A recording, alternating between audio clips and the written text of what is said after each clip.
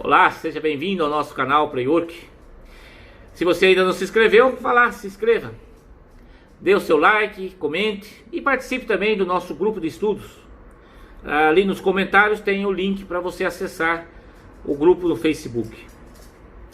Bom, essa semana nós estamos trabalhando um tema muito bonito, que é o Cristo quântico. Uma visão totalmente diferente daquela que nós tivemos nesses 2000 anos após a vinda do Mestre. Na primeira roda, nós tratamos de Jesus, o Filho do Homem, e mostramos as incoerências que foram colocadas na Bíblia, falando cronologicamente da vida de Jesus. Não tem nada a ver, não bate nada com nada. As histórias foram muito mal contadas. Na segunda roda, tratamos de Jesus Cristo e o cristianismo, e mostramos como que foi criado um dogma que criou uma mente coletiva e que nos controla. Nos controlou nesses últimos 2000 anos depois da vinda do Mestre. A terceira roda foi sobre o Cristo, o mundo espiritual, o verdadeiro Cristo. E ontem, na quarta roda, nós tratamos dos essênios, uma seita judaica que simplesmente a Igreja Católica exterminou. Não tem uma referência sequer dentro da Bíblia. Eles falam dos saduceus e dos fariseus, mas não falam dos essênios. Por quê? Que os saduceus e os fariseus também eram seitas judaicas, e a Bíblia inclusive critica essas duas seitas. Mas não falam dos essênios. Sabe por quê? Porque a principal mensagem dos essênios, eles promoviam a libertação humana. E quando o Império Romano decidiu tornar o cristianismo como a religião oficial do Império Romano e corrompeu o verdadeiro cristianismo, eles não podiam aceitar uma seita que falava de liberdade. Afinal, quem era o Império Romano? Quem eram os imperadores romanos? Eles eram homens vaidosos, que queriam poder, eles queriam ser considerados verdadeiros deuses e não podiam admitir pessoas que falassem liberdade. Afinal, eles dominaram Israel, dominaram a Pérsia, dominaram a Ásia Menor, a Grécia, dominaram a Europa, dominaram o norte da África, e não podiam eles aceitar. Que história é essa de liberdade? Parece com o mundo atual, onde um grupo de pessoas critica a liberdade e fala que não, tem que ter todo mundo igual. É isso que eles fizeram.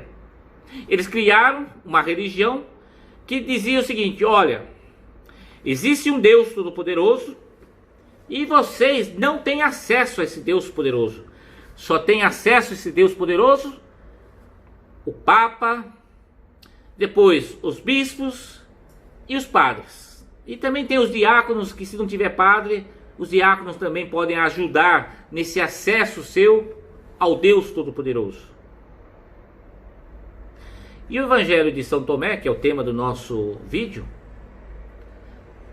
ele mostra que tudo isso foi o maior plágio, a maior mentira contada na história da humanidade.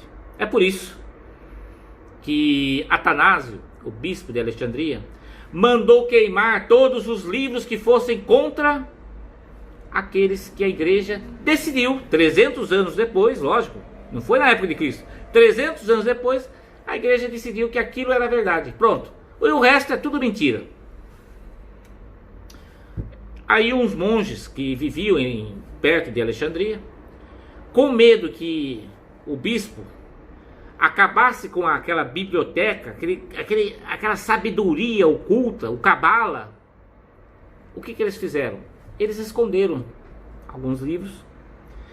E em 1945, ao final da maior guerra da humanidade, uma guerra que poderíamos chamar como a conclusão de tudo isso que eles fizeram, porque todo esse dogma que construíram resultou na Segunda Guerra Mundial. E não é por acaso que a Itália, né, onde é o berço do cristianismo, onde era Roma, o berço do Império Romano, estava de um lado, né? O tal do fascismo de Mussolini. Exatamente os italianos que se juntaram ao nazismo do alemão para matar quem? Os judeus, que sempre foram considerados os culpados pela morte de Cristo. Em 1945, após essa insensatez, descobriram os manuscritos em Nag Hammadi, 13 códices, com 52 livros proibidos pela Igreja Católica. E dentre esses livros, o Evangelho segundo Tomé, que não é o Tomé, aquele que duvidou de Jesus Cristo. Não. É o Dídimo Judas, o Judas Tadeu, que era irmão gêmeo de Tiago, que era considerado o irmão de Jesus. Mas aí não é irmão, talvez, físico, familiar. O irmão da iluminação e da doutrina. E diz as tradições dos primeiros cristãos que, na verdade, os dois discípulos que atingiram o mesmo estágio de iluminação de Jesus, se tornaram Cristo, foi exatamente Tiago e o seu irmão Judas Tadeu. Então, o Evangelho de Tomé foi escrito por São Judas Tadeu. Ele é considerado na igreja como o santo das causas perdidas. E é exatamente isso que aconteceu. Ao descobrir o seu evangelho, algo que estava perdido trouxe muita iluminação para o mundo. Iluminações muito interessantes, tais como, logo no primeiro versículo, existe uma frase que Tomé diz o seguinte: quem encontrar a interpretação, que é o sentido oculto desses ditos, ou seja, desses evangelhos, não provará a morte, ressuscitará, sairá da roda de reencarnação, ou seja, se tornará um Cristo, um iluminado, que não precisa mais voltar à carne, porque descobriu a eternidade. O Evangelho de São Tomé é como se fosse, imagine uma árvore. Nós todos aqui, né, esses 8 bilhões de pessoas, que estão quase 8 bilhões de pessoas que vivem no planeta Terra, são árvores que não conhecem as suas raízes. O processo de iluminação que o Evangelho fala é exatamente você descobrir o oculto, as raízes que dão a sustentação para essa árvore que somos nós. O cristianismo prega um Deus separado da criatura. Isso era importante para os cristãos pós-constantinos. Afinal, o cristianismo, o alto clero, construiu uma narrativa que, olha, Deus está lá em cima, o Todo-Poderoso, e você está aqui embaixo. E se você não seguir as regras de Deus, você irá para o inferno. E aí, quais são as regras de Deus? Olha, como você não tem acesso a Deus, né? Então, o que aconteceu? Ele mandou seu único filho, olha que interessante, seu único filho, ou seja, para ninguém questionar mais se o conhecimento dele era verdadeiro ou não. Ó, só teve um, só Jesus. Só Jesus era filho de Deus.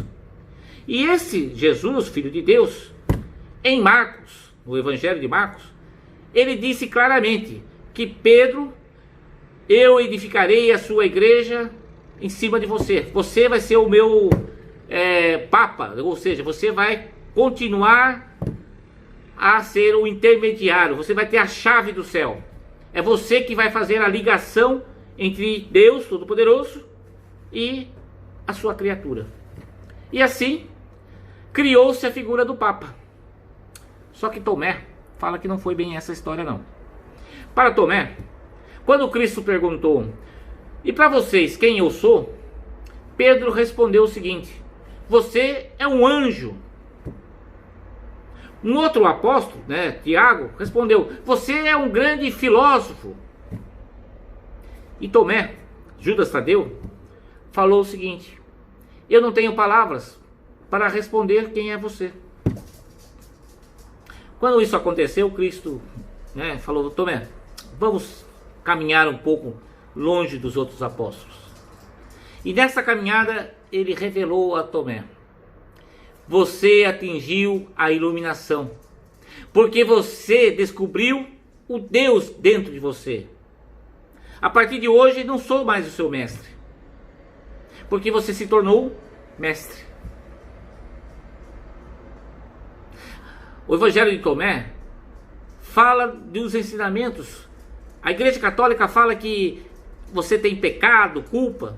Tomé não. Fala que Jesus só falava da ilusão da matéria e você precisava ter um processo de iluminação, que era a chave para você entrar no reino de todas as potencialidades.